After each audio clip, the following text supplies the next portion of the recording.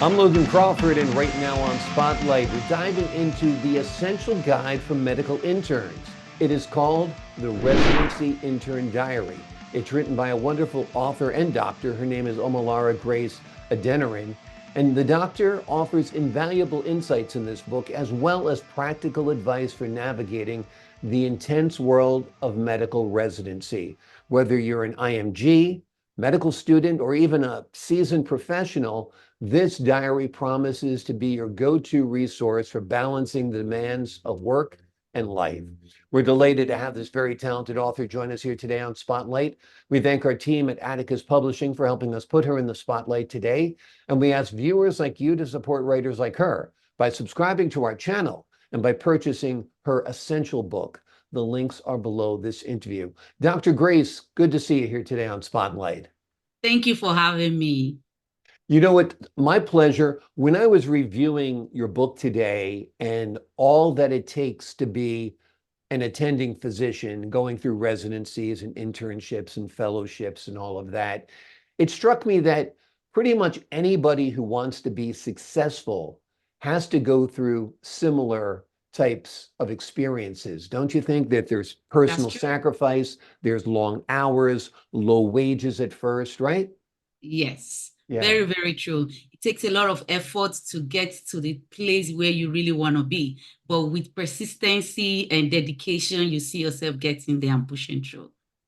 The biggest difference between your profession and mine, and like I said, I had to work all different kind of shifts, Mhm. overnight, low pay when I started. Nobody dies if I get it wrong. People die if you get it wrong. That's the big difference. And Tell that's me why what the that emotional toll is like on residents and doctors and interns and how you combat that. Yeah, we are all human beings. We also feel the pain of others. We feel the pain of people who are very sick and those whom we are taking care of. So when we see the loved ones or patient that you've cared and put in so much effort into passing away, it really causes a deep pain in our heart. And sometimes it makes us question, what are we doing wrong? Why, what are we not getting right? Are there things we need to learn more? Are there mistakes that we need to learn from others and not to make it ourselves? Yeah, so it really makes us also to question sometimes what we need to do and to make ourselves better and to prevent death as the ultimate goal. Exactly. You might have dozens of patients a day.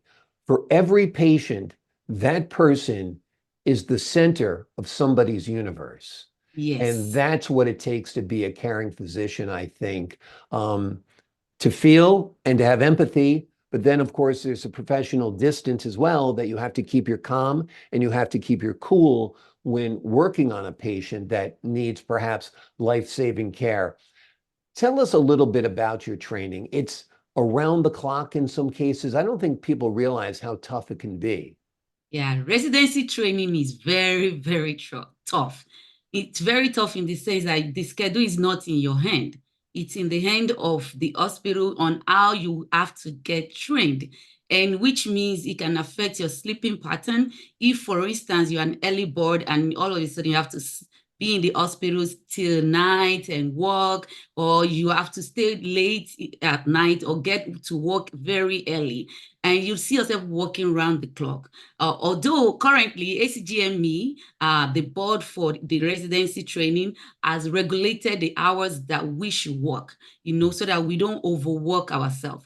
But nonetheless, those short hours that you are there as an intern or as a new resident coming into the program, you sometimes may feel lost because you have a lot to do as an intern. You want to see the patient, you want to do your history taking, the physical examination, and making sure the labs are done, making sure the images are done, and also making sure that the consult services are coming on as well to see the patient that you have consulted them for. So it could carry a lot of work, and you as a doctor needs to balance things, on how to balance your health with the work you're doing, and also to make sure that you are not burning out. Exactly, exactly. So you're working long hours. You've got a lot of work to do within those hours. Every Yes. decision you make is important. And there's also the reality of life that you're working around the clock when your friends might have free time. You're working around the clock and the financial compensation isn't great. And sometimes you're struggling financially. That's a tough part of it as well, right? Yes, yes, because as when you are in training, you are getting stipend, and the stipend is not enough. It doesn't carry the amount of work that you're doing. Like it's not equivalent to it, but it's part of the training. And what we say to ourselves as colleagues is that just be persistent because at the end it's rewarding. Get enough training as much as you can. Now that you can be supervised and you can be guided on what to do right and what not to do. So the opportunity to be trained within the 3 years or 4 years, depending on your area of specialty, you can actually get well equipped. And at the end of your training, you are very strong, independent physician. You can manage any case and any patient. Exactly. It's trial by fire. You're thrown to the wolves. You learn to survive and you become better and stronger for it. What they say is whatever doesn't kill me makes me stronger. And I'm sure at times you feel like this is getting close to that point. Tell us a little bit about your own journey. It's been quite a whirlwind as a matter of fact, right?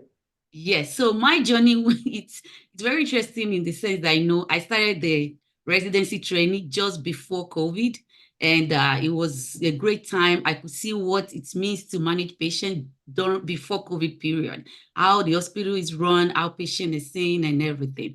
And all of a sudden, the COVID hits. And we were lost. I could see the fear in my attendings. I could see the fear in everyone's eyes. Like, okay, this is our limitation. We don't even know what to do. What should we Mm, do? Should we do this? Should we intubate? Should we not intubate? We felt so lost. So the fear of you may die mm. just became real.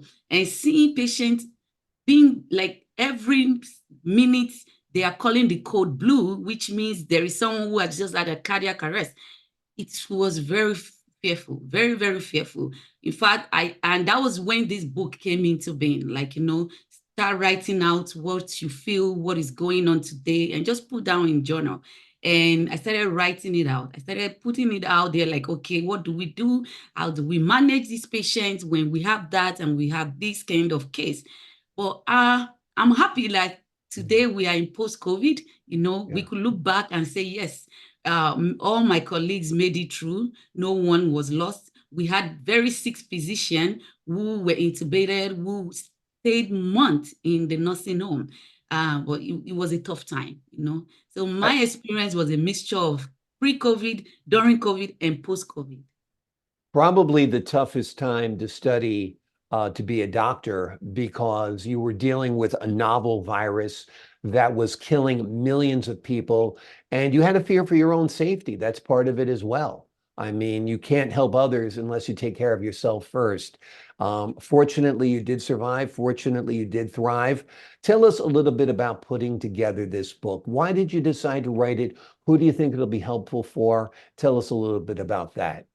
Yeah, so I during the just before the COVID, I just write down what happened today, like a daily journal, and I started putting it out. And then during the COVID time when it hit, I was writing more and more. And one day I was just in my room, and this Holy Spirit just dropped it in my heart, like this book that you're writing, why not just turn it into a book? Like this Mm. daily journal, because as I was reading it to myself, I felt like, oh, this was how we manage. Oh, this is interesting. Oh, it's great. Okay. And I wrote down case by case and common conditions that one could encounter in the clinic or in the hospital, how to manage, what should you do as an intern, what are the things you should do. There are some questions you cannot ask your colleague because you feel like, oh my gosh, I don't want to feel like I don't know what I'm doing. So, but I put those things there, like it happens to everyone. We all feel the same, like maybe I don't know what to do as an intern.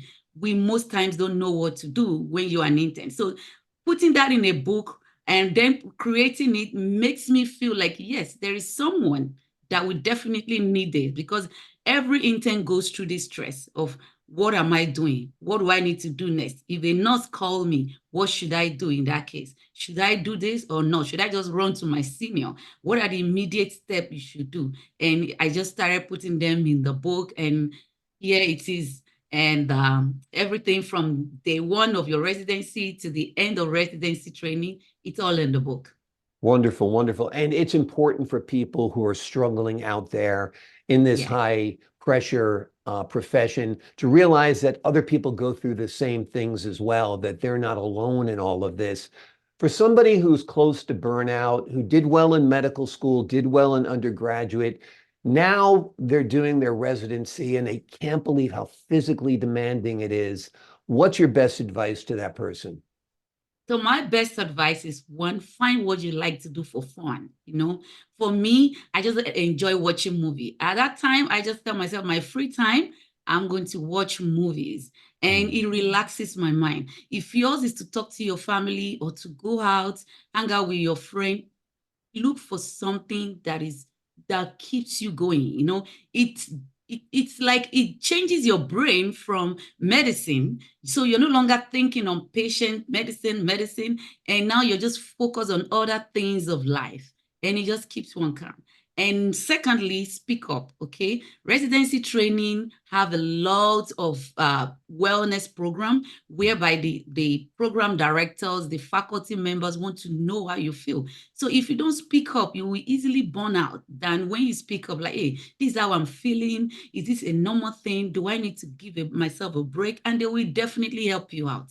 But do not keep quiet about it. Wonderful, great advice. Switch gears, do something you enjoy, sit in the park, read a book, watch a movie, binge on Netflix, whatever takes you away from that environment. And also, if you are struggling, speak up. There are people there to help you. There is a support network for you.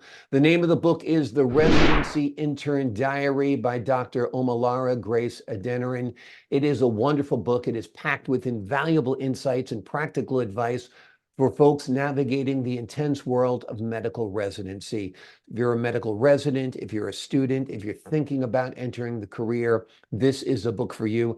Or if you're in another high-stressed profession where you're wondering how you can get through, there's lots of great coping mechanisms and devices and advice within the pages of this book. Dr. Grace, thank you so much for joining us here today on Spotlight. Thank you very much.